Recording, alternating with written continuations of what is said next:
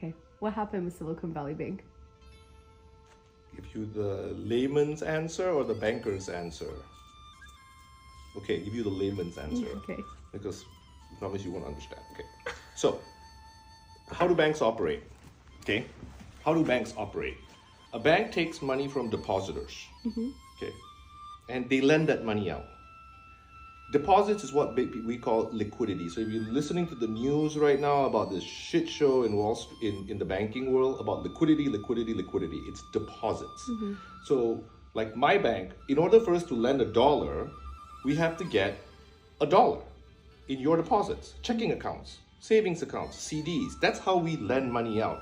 The federal government regulates us to make sure we don't lend money out stupidly, because the money actually comes from people who are clients of the bank, right? That's why we're regulated. That's why there's the FDIC, right? And that's why there's the Federal Reserve that regulates us. Okay, so here's how it works, okay? So Silicon Valley Bank had a lot of money from the tech and the VC world, the private equity VC tech world, right? So all their customers, over 200 billion in deposits, which is liquidity, came from that. But Silicon Valley Bank couldn't lend that money out. They couldn't lend the 200 billion out as fast as it came in. But they can't just let the money sit there, right? If not means, they're going to lose money. If they have the deposits that come in, they have operations to pay for. If they don't earn anything on the money that comes from consumers like you, they're going to be running at a loss. So they have to make money on it. If they can't lend all the money out, like in Silicon Valley Bank, I'm going to simplify it. This is not true, but just so that you can understand. They got in $200 billion from customers' deposits. They probably lent $100 billion to the tech companies, for example. So they got an extra $100 billion that isn't earning anything. So what they did was they bought US treasuries, okay? Now, this happened all during COVID. When all the tech companies were going crazy, all the tech companies were flushed with cash and they were developing all sorts of things. Remember during COVID? All sorts of these companies were like, everything's gonna go remote, everything's stay at home. All the stay at home stocks were doing good, anything to do with stay at home, right? So all the tech companies were flush with cash. They kept depositing it into Silicon Valley Bank.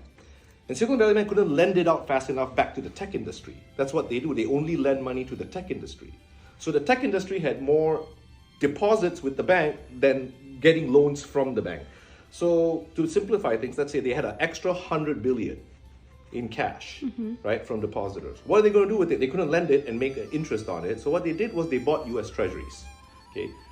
When they bought a US treasury, they bought this thing called, if you hear in the news, it's called yield to maturity securities. So when you buy the US treasury, right, you have to wait until it matures. Say you buy a 10-year treasury, you have to wait till it matures, then you get your money back. So back then, the interest rate was 2%, for example, on a 10-year treasury that they were buying, right? What are the interest rates today?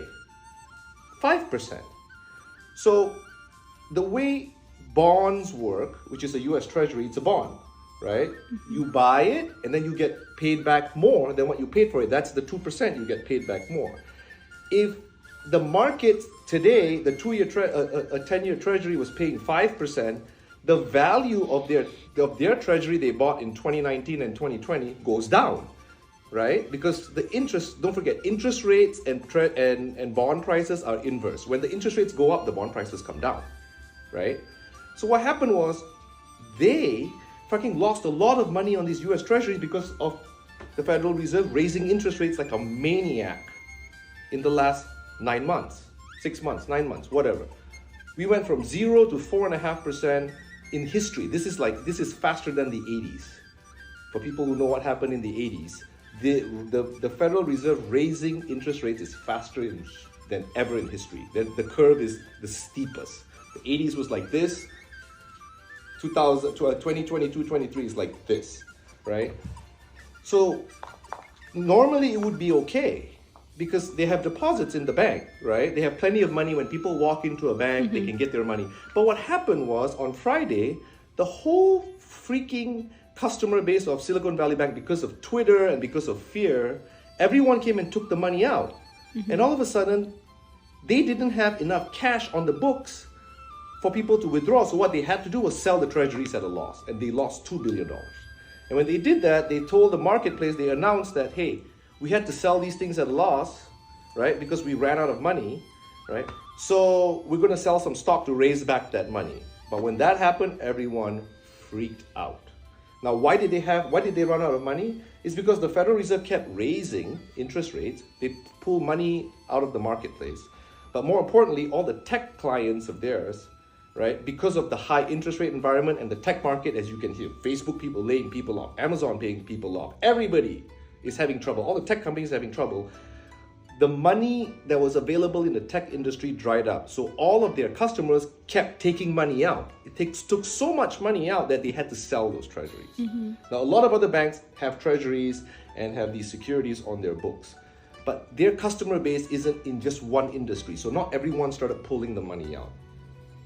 So they had time for interest rates to calm down and didn't have to sell it. They didn't have to take that loss. So basically, like the reason why Silicon Valley Bank, this all started is, imagine you have a stock. If you own a stock in your 401k or whatever it is, right? You bought it at $10, right? You bought it at $10. And say the stock went down to $7. Yeah, you have loss on paper, but it's not real loss yet. You haven't really lost the $10 you spent on the stock.